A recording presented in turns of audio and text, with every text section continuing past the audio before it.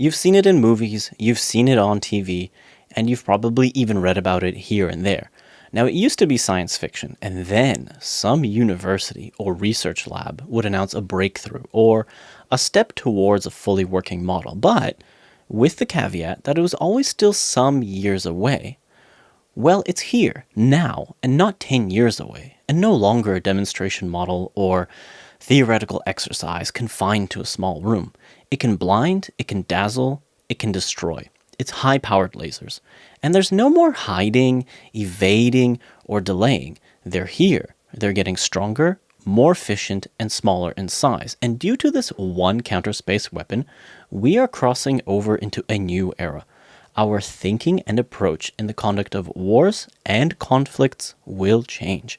How reconnaissance is carried out will change. How space assets are protected will change. So take a moment with me to recognize that what you thought was a fantasy that may or may not happen someday is today's reality.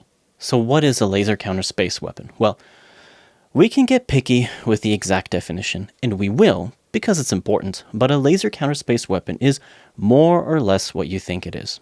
It's the use of a laser to permanently or temporarily degrade or destroy a space asset. Just don't get the idea that this is somebody standing in a field and shining a handheld laser pointer up in the sky. This is far more complex than that. By combining a sophisticated tracking system coupled with an equally impressive and powerful laser system, you can fire at orbiting objects in space. At the moment, they're mostly fired from Earth. The next step is to fire from space. But let's dig a bit deeper into the definition. Why? Because there's a distinction made between dazzling and blinding when talking about this specific counterspace weapon, in a way as if it captures the full extent of the potential we're discussing. And that's just not good enough. Dazzling causes temporary degradation. Blinding causes permanent damage. But we're missing one: destruction.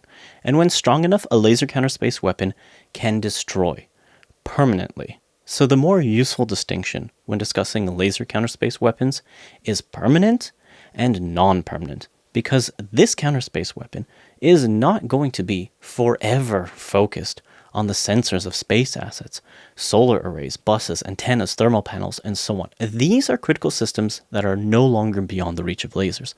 They're even more vulnerable to lasers fired from orbit. And no, don't think for a second this is another research project. A number of states are in the process of deploying such systems, and an even longer list of states is researching how to do it. So, why use a laser counterspace weapon? One word: flexibility. Depending on the power levels, a laser can cause permanent or non-permanent damage. This level of flexibility afforded by lasers in a counterspace context is extremely useful in probing an adversary's responses. Will it be ignored? Will it be condemned politically and shared publicly? Or will it elicit an escalatory response?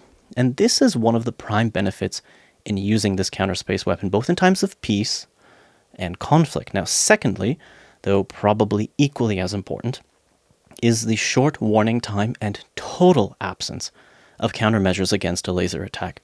So with that in mind, let's get into the features of a laser counterspace weapon. And when analyzing counterspace weapons, it's important to consider 5 main characteristics: reversibility, attribution, awareness, attacker damage assessment, and collateral damage. So let's do it. The damage done is permanent or non-permanent, and this depends entirely on the operator of the weapon. The final result is determined by the outcome sought. Now, this makes lasers highly unique. Unlike other counterspace weapons, as it's not possible to, for example, have a small nuclear explosion, or to fire a slightly less destructive ASAT missile. Attribution can be determined if the laser attack was meant to be non-permanent. For example, if the objective was to simply dazzle a space asset, then attribution can be determined, but lasers can be mobile, meaning that the attacker could be trying to mask their real identity. Now, if a laser attack was meant to cause permanent damage, then attribution can be very difficult, if not impossible, to determine. Now, public awareness is only possible if the operator of the space asset chooses to make the result of a laser attack public. And how do you tell if an optical sensor has been destroyed on a satellite? You don't. This is beyond the capabilities of the public to determine. And even if the result of a laser attack causes a loss of control over the space asset, the host state may choose to announce, for strategic reasons, that its space asset has failed owing to a technical problem. Now, the attacker's damage assessment is limited for permanent laser attacks and unknown in the case of non-permanent attacks. Why? Because it's only when a targeted space asset starts drifting or behaving in an uncontrolled manner, well, then you will know a laser attack has been successful. Now, collateral damage is possible, if desired by the attacker. Only if a space asset's critical physical parts are attacked would collateral damage be possible. How? Well, left crippled, the attacked space asset could collide with another space asset. Okay, homework done. Now let's get into the interesting stuff. Has this counter-space weapon ever been used? What are the dangers and consequences of such an attack? And what does the future hold for this counter-space weapon? Now, to do that, follow the link in the description, sign up to a level, and I'll get straight into it.